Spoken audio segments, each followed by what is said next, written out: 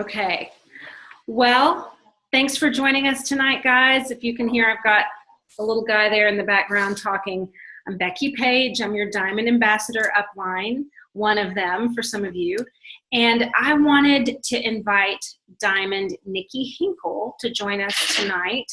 Nici and I got to partner together a few weeks ago for Super Saturday and do the training there. We were both able to present in Atlanta, and I was super excited about being partnered with Nici. I don't know if she felt the same like jackpot feeling that I did, but I was so excited because not only had I never gotten to meet her before, but I have just followed and of course knew a lot about she and her husband, Zach.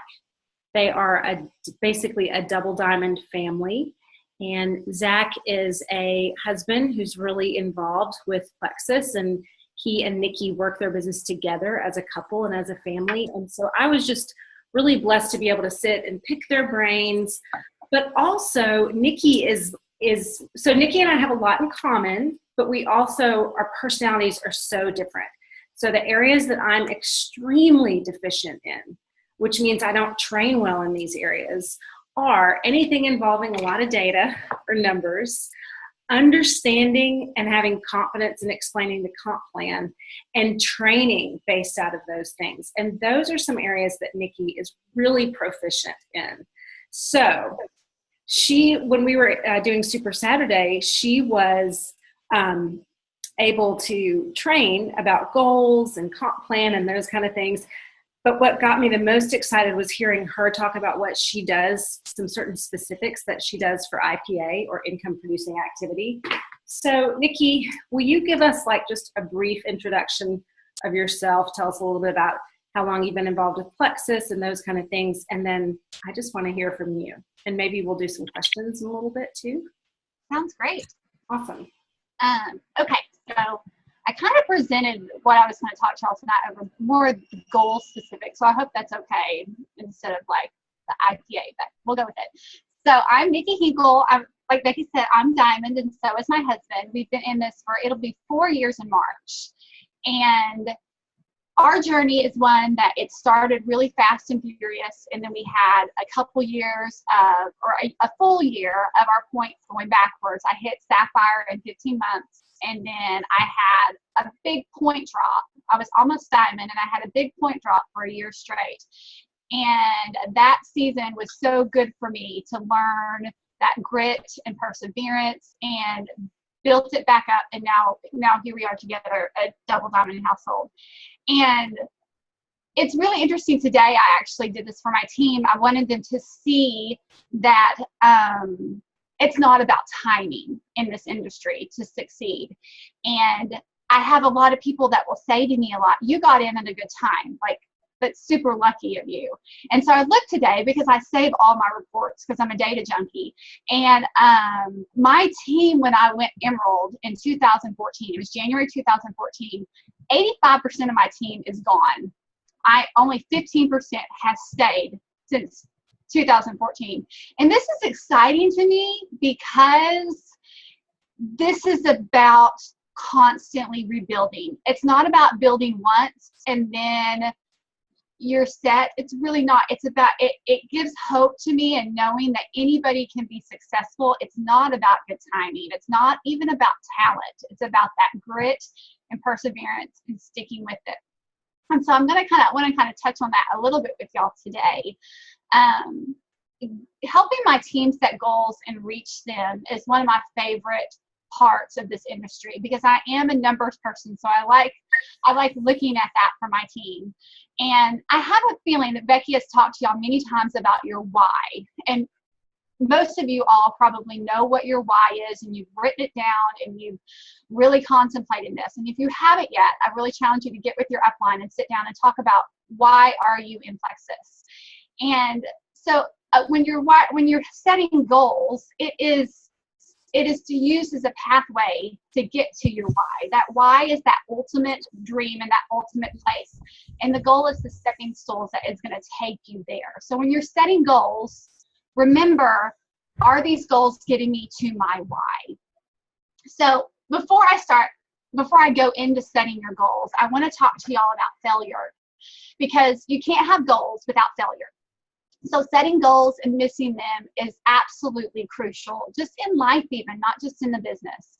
If you're finding the goals you have for yourself or for your team are being hit every single month and you're not ever being challenged, you may be setting the bar too low for yourself.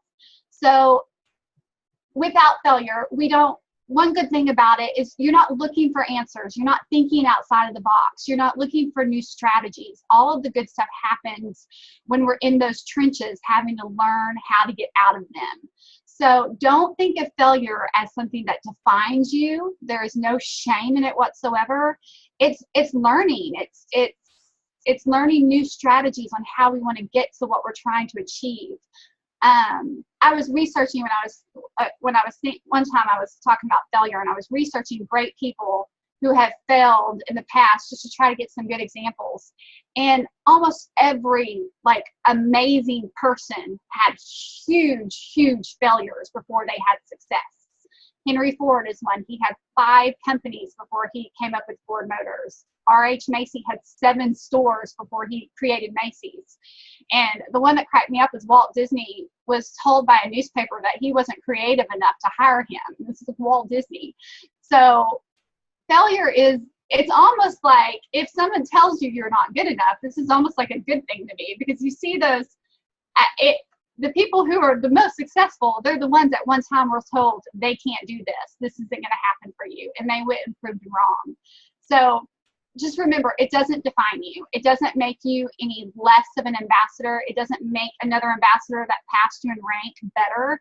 This isn't a contest that we're looking right and left. This is a journey that you are on.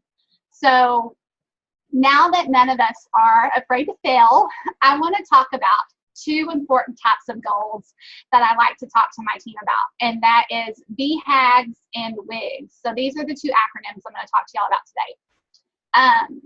But before I go into that, first, there's one really important litmus test when you're setting a goal that it has to pass. And that is, does this goal get me closer to my why?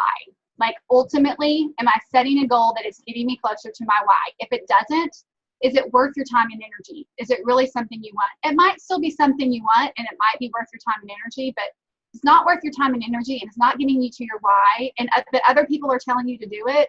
Don't do it just because you think you should, because this fits into the box that you think you're supposed to fit into. So make sure it passes that litmus test. So the first one, BHAGs. This is a big, hairy, audacious goal. This term is coined by Jim Collins. He's author of Good to Great. And this is a goal that when you say it out loud, people are going to doubt that you can achieve it. People aren't going to, they might laugh at you for this. They might try to talk you out of shooting for that goal because it's unachievable. But this is why I wanted to talk to y'all about failure beforehand, because learning to set BHAGs takes being okay with failure. And because if you're going to shoot for something that seems almost impossible, you have to realize you might crash and burn, but it's going to be worth it because you showed up to try that. And the ultimate BHAG for all of you on here should be to go diamond, and it may even be to go diamond in 2017. But thinking of examples of what exactly a BHAG is. Say if you are a gold ambassador right now or a silver ambassador right now, and let's say you've been silver month after month after month, and you're hovering at 50 points. I know I have a lot on my team that hover in that mid mark, and it's hard to get out of. And so you've been hovering there, and you only have 2 more auto quals to go through, so you'll need 8 more people to hit gold this month.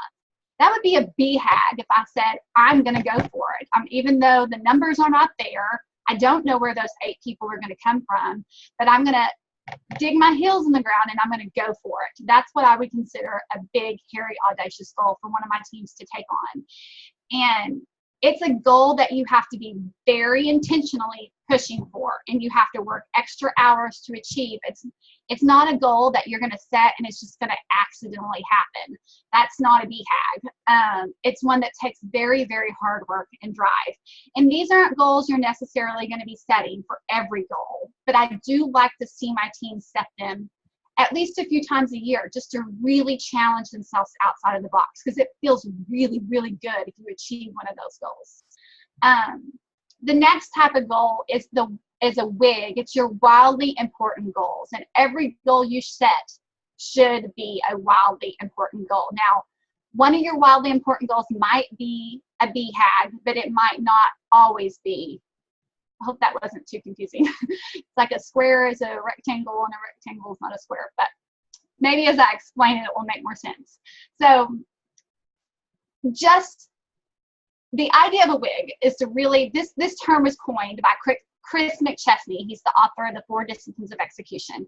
And the idea of this is to really drive down your goals and pick the top ones that are the most wildly important to get to your ultimate why. Like, what goals are the most important right now for you to get there?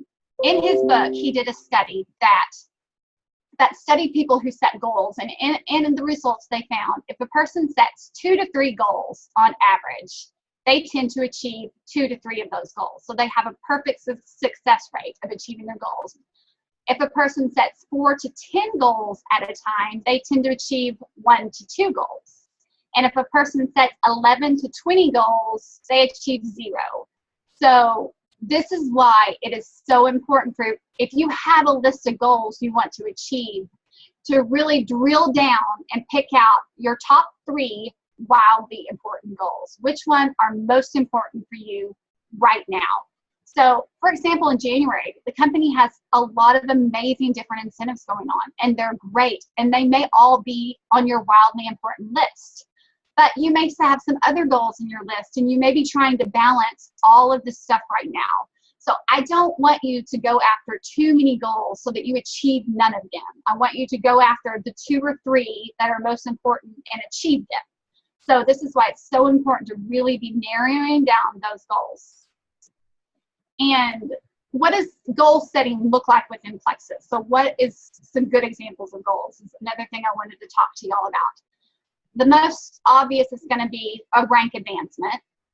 You know, you're always going to want to be, you know, slowly working your way up. So you might want to hit whatever your next rank is, or re-hit your current rank. But let's say you just hit gold last month and the team is not there right now. You didn't have the growth that it takes for you to hit senior gold this month. It's a big jump from gold to senior gold. And so you're in a building month. If you're in a building month and you're not there for that rank, I don't want hit senior gold to be on your list of goals unless you're just going for it as a BHAG. I don't want it to take up one of those 3, because the goals, like I said in the beginning, they're stepping stones to get to that ultimate why. So we want a stepping stone to get to senior gold. Senior gold isn't crossed off. We just have another goal we're going to have to hit before we get to that goal. So the goal you're going to need to hit before you get to senior gold is adding enough people to your team so that happens. So we're setting ourselves up for each next goal that you're trying to hit. So this can be the tricky part, and it really is an area that I have been able to help my team with. That's kind of a unique niche, because I was a data analyst before Plexus and before I had kids, and so not everyone can analyze spreadsheets and numbers, but I have kind of come up with a roundabout average number of what you should be seeing as growth. If you're in a month where you need to be setting a goal of how many people I should be adding to my team. And what I have tend to tell people on average, if you're a silver ambassador shooting for gold, 10 to 20 people is a good aim to try to add to your team. If you're a gold ambassador, 20 to 40. If you're senior gold, 40 to 50. If you're ruby, 50 to 75. And senior ruby, 75 to 100. Now, to 150, sorry. Now, this isn't always going to be clear cut, because some teams are going to have higher attrition, some teams are going to be deeper, but on average, what I have seen, those numbers tend to produce momentum, which is our ultimate goal, is to get that momentum. And if you can get your team to hit a big number like that once, it starts to happen more regularly, because you start to get that duplication happening. So that might be a good big goal for you this month. Maybe your team maybe your gold and your team hasn't added more than 5 or 10 people a month in a while. So 20 people might be a huge BHAG for you, especially since we're halfway through the month. But starting to do that can start to it feeds that momentum feeds each other. And when your team starts seeing people add, they start believing they can do it too, and you see that ball start to roll. Another really important goal that I like, that you might think about adding each month, that I think is very important when I'm talking to my teams too, is helping your team set their goals. So one of my goals might be having 3 level 1s hit silver this month, or hit a new rank this month. That might be one of my 3 wildly important goals for the month, is actually to help somebody else hit their rank. This was one of the biggest changes I made when my team was going backwards, that got me back into forward momentum, was I took the focus off of my self-ranking. I stopped thinking about hitting diamond, and I started thinking about, Tammy hitting gold, and Julie hitting silver, and Sarah hitting ruby. Like, my focus turned on them, and it took the pressure off me, and the excitement just changed in our team culture when they started seeing other people rank. And even if it's something small, it might not even be a rank. Maybe it's hitting a PV goal, or a prize goal, or incentive goal, just something to help our team start reaching their goals also will also help you. Because to be diamond, it's not my efforts, it's all of my team's efforts. So I have to get them moving in the right direction for me to see that same movement. And it really makes it more enjoyable too. So that's my favorite goals to set. And I like to keep my goals usually within month time frames are good time periods to keep it at, just because it goes with our culture, with the rank advancements, the points, with the incentives that have going on. Month by month tends to be a good timeline for those goals. If you're setting long-term goals, that's more of a vision than a goal. That's more of something. It can be okay to have that ultimate BHAG that I really want, that I'm thinking about, but it's not my wildly important goal that I'm focusing on, because those are stepping stones that's going to get me to that ultimate one that I'm shooting for. What else was I going to say? So basically, to remember in summary, there is no shame in failure. It does not define you. And I can't say that enough. That it's good. It's building you up. As long as you take that and you learn from it, and you find new ideas. So maybe I didn't hit a rank this month, and I did all of these things right, but I forgot to do this thing. So next month I'm going to do this thing. So start looking for those things that you need to be adding when you miss a goal. Learn from it and change things up. Find new things that are going to help you get there. Be daring and set BHAGs every now and then. I really, really challenge you to try that, because it's fun. It's exciting to kind of step out of your comfort zone and try something harder than you've ever tried before, because we can do hard things, guys. Like, we can do big things. And it's so empowering when you do, and it feels so good to hit that. And it makes you want to try it more and more.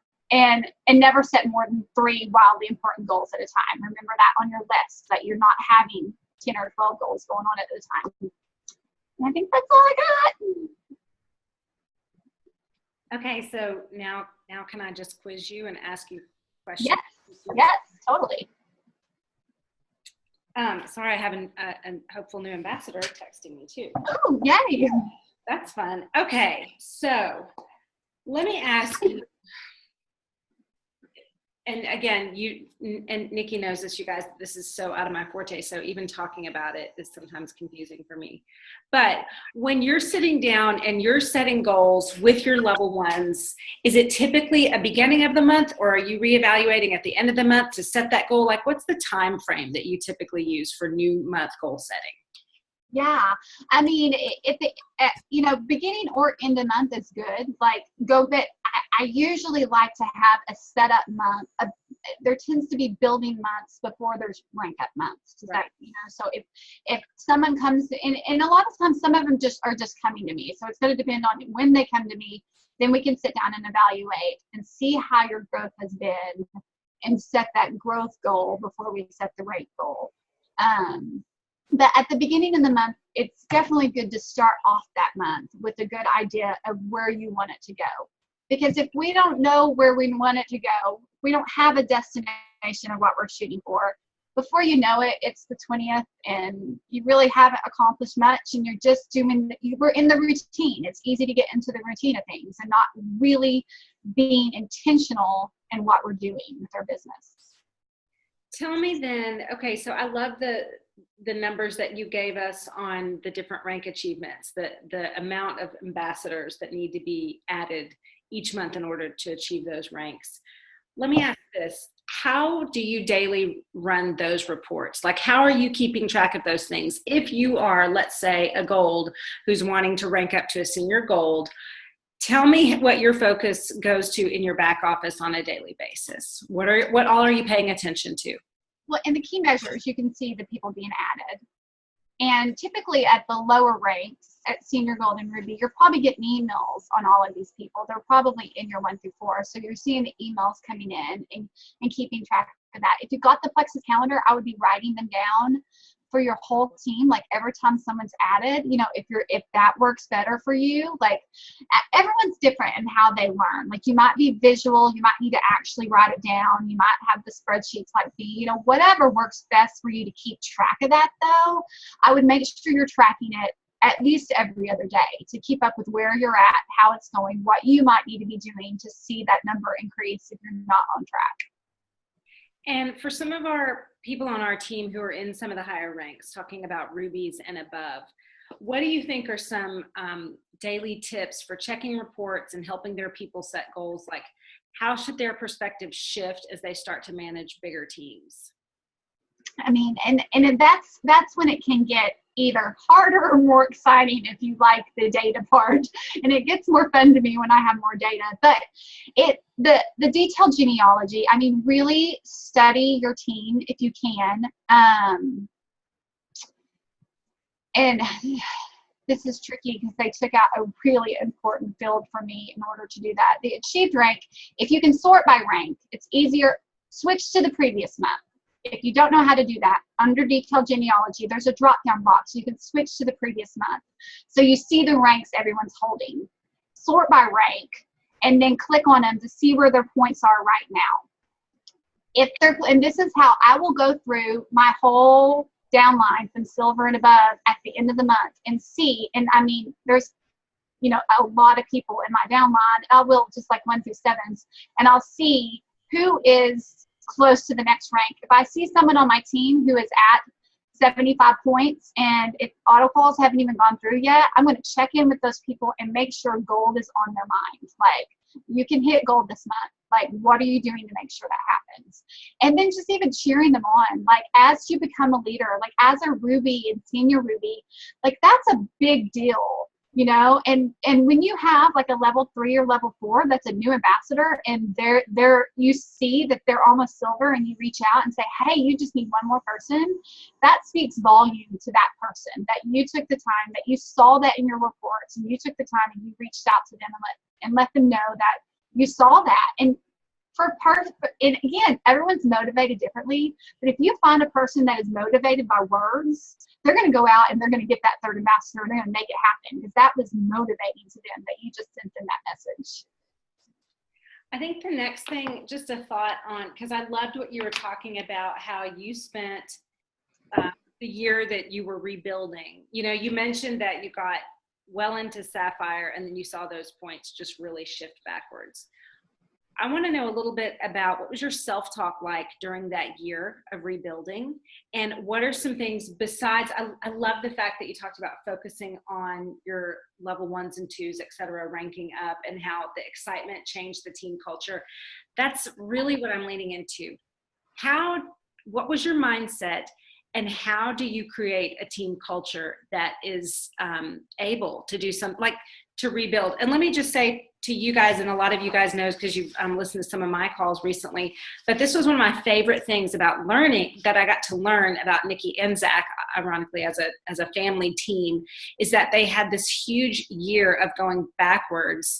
And not only did they obviously come out of it and succeed, not only did Nici go diamond, but Zach went diamond as well. And so that's a little bit, let me back up then, Nici.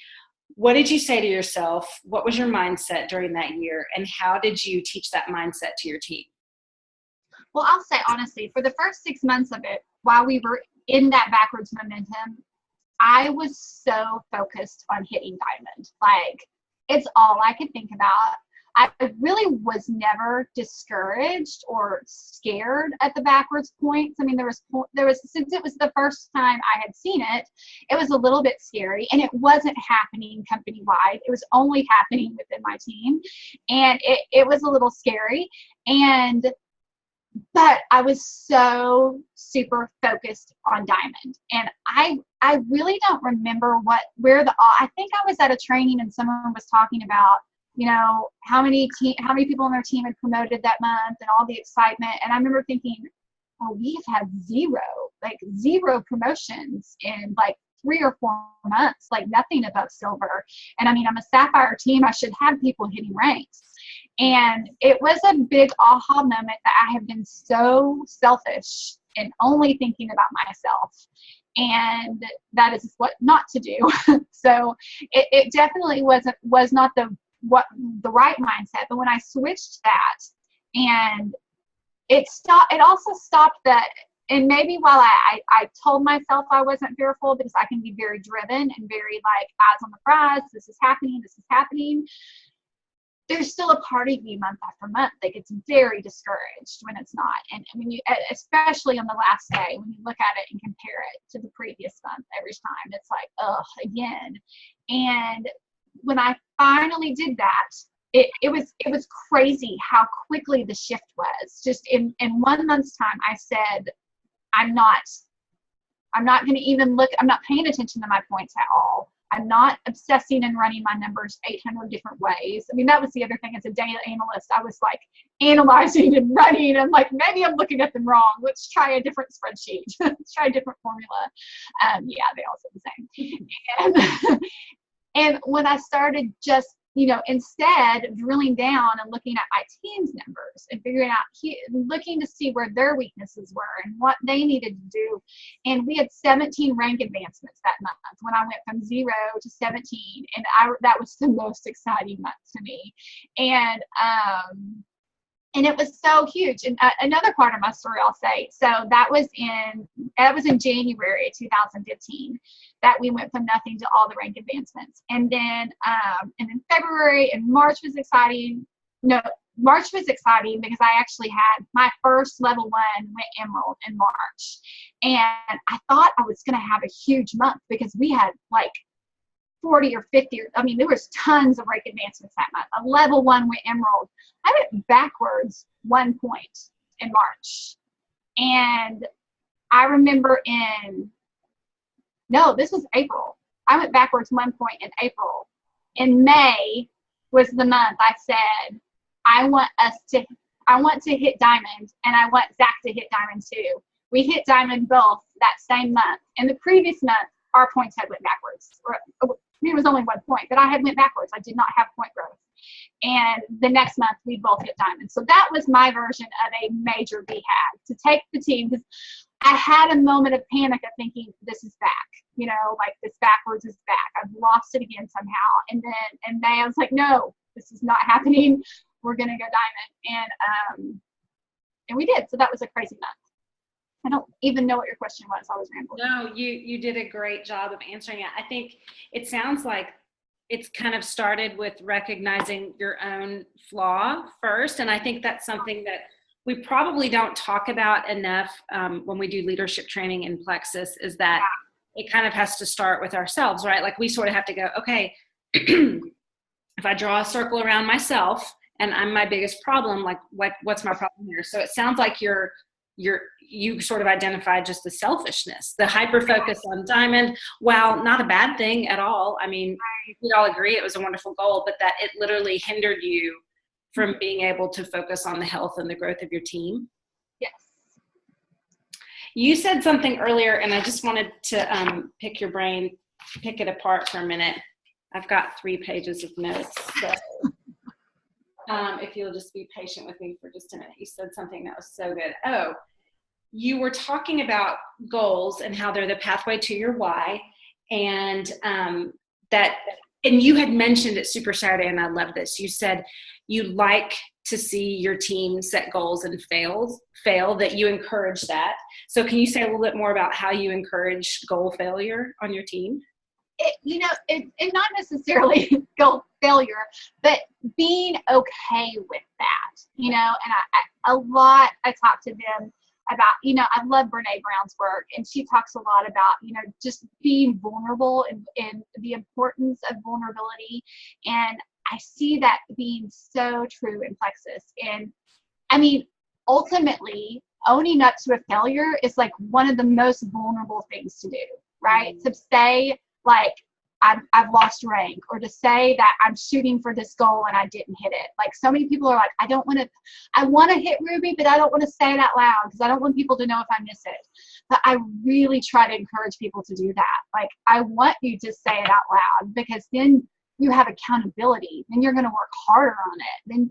And then if you miss it, it's okay. Like, you can have that feeling of knowing that, and it's amazing every time I'm vulnerable, how many messages I get from other people saying, I feel the same way. Like, I'm right there with you. Like, and I feel like we tend to go things alone a lot of times in Plexus, because we have this armor up, and we don't want people to see that, especially as leaders in the company and as diamonds. We don't want people to see that we have weaknesses, and we have, times are hard sometimes. And but it's good to expose that, because I mean, if we keep things hidden like that, it's a heavy, heavy burden. So I really like people to know that it doesn't define you, and it is a learning experience. And if you get wrapped up in the emotions of failure, you don't look for the learning opportunities. So if we can talk about it beforehand, you can be a little more prepared, so that you can see, okay, this is what I actually didn't do. And again, it's like you said earlier, it's actually owning up to where you went wrong, because that's hard to do. It really, really is. And I think what I love about that, especially from just a leadership perspective, is that I think a lot of times we, let's say as sponsees, as ambassadors, we kind of want to hide our struggles and our failures from our sponsor. That was a big thing for me, and Andrea knows this to be true about me, is that I didn't want to come to her and feel like I've failed you as a sponsor. And you also said something great a minute ago. It was when you were talking about how failure doesn't define you. You mentioned earlier that someone who passes you isn't better. Yes. Okay, explain that. Well, because it's a journey. Again, your rank doesn't define you. It doesn't mean that it's so, I mean, it's so bizarre to be where I'm at too, because a lot of this isn't just me. It's not. It is my team. It is other people working for me. It is, I mean, there are things that we can do to mold it, to cultivate it, but I can't take full ownership for this. It's not fully me. And so if I see somebody else that has passed me, I can't say that, but it's easy for us to take on that, especially when we have struggles and when we have growth. It's so easy when I'm in momentum to, if I don't keep myself very in check, to be like, oh, look at me, I'm in the shopping spree again, so, but you have to, I mean, it is a constant battle to keep yourself in check on that, because the moment I let that pride seep in, that's when everything goes downward again. So did that answer that? I can't remember. Yes, it did. Yeah. You know that we're soul sisters when it comes to the vulnerability stuff. Yes. Let me think really quick. I want to pick your brain about IPA for just a minute. What are some things that you do every single day with Plexus? Well, let me say every single work day. The day. Yes. So, I mean, posting on Facebook is an obvious one.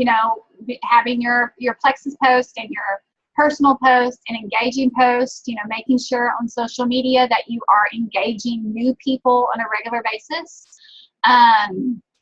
reaching out to new contacts. Now, when I reach out to new contacts, I actually take a different approach than a lot of people. And when I'm coaching people on how to do a cold message, it's going to look different for each personality style. If you are a salesy personality style, going in with a cold message and talking about Plexus, if you're kind of a bold person and that is natural for you, do that, because your audience is going to accept it and it's going to work beautifully. If you're not that personality, and I'm not, you're probably crashing and burning every time you try to cold message. So if you're finding yourself cold messaging and you're crashing and burning every time, what I do instead when I cold message, and I call it cold message, it's not, I relationship build. So I try to build a relationship with at least 2 or 3 new people a week. And those cold messages aren't going to say Plexus. I am trying to really go in with a pure heart and not have any intent to sell them Plexus. It's solely to build relationships with my prospects that I haven't worked on in a while. So maybe I see someone's kid is struggling with a sickness. So I'm going to reach out and see if there's a way I can help. Maybe it's something, but this is relationship marketing, and attraction marketing and network and social media is huge. And if we are using that platform to make the relationships that we have there even stronger, it's going to do huge things for your business. It's going to attract people to you. They're going to trust you, because we sell a product that requires trust for someone to buy from us. So you're building that trust with the relationship, and it may not even be anytime soon, but in a year or so, they may think, I really need that product. And I remember that time that she reached out to me when I was struggling, and that was huge to me. I trust her, so I'm going to go buy it from her instead of the other people that might be selling it. So it's all about building those relationships. So that's one of my things that I do for IPA. Another one is follow up. It's so important. It's like the most important. It's the most important for most easily forgotten because it's so basic and easy. I think we drop it off a lot. So making sure you're following up with customers, your team, and your prospect list. So, keep really good records of anyone that's asked you about Plexus so that you have that prospect list to follow up. And then training, training your team and training yourself. I try to do some sort of leadership training daily, and within myself and also within my team. Okay. And you did not sign up for 1,000 questions, but I have to ask this because it's okay. Keep good records. Nici, what do you keep? Like, just show me what you do, okay? It's just an Excel sheet. It's just like name, last contacted, what did we talk about? And then I can sort by last contacted, and I can see, okay, who have I not talked to in months? I haven't talked to this person in like 9 months. Maybe they're interested again. And there's new things that have come out. So this gives me an opportunity to reach back out to that person and say, hey, I know you weren't interested in Plexus. It wasn't a good time for you then, but we have the 60-day trim up going on right now. Maybe it would help you reach your New Year's goals and just see if you're interested. So I love having those dates with the prospect names so that I can make sure I'm not over-hounding or under-hounding these people. So are you updating that list daily as you not daily, but yes, as I talk to them. Okay. So yeah. Got it. Love it. I could sit and pick your brain for a lot longer, but I'll do that at a different time. Hey, thank you so much for giving us 40 minutes of your time tonight. And I hope for you guys that are on this call that this was helpful to you. I feel like we touched a lot of different areas. And that's something that I like about Nici, is that her strengths cover quite a few areas, which I think is awesome. I will be posting this on our team page, but just want to say a special thank you to Nici, and we just pray that you have a wonderful January. Thank you. You too. Yes. Okay, thank you so much, and thanks to you guys that joined us tonight. I hope you all have a great night. Yes. Good night. Bye, Nick.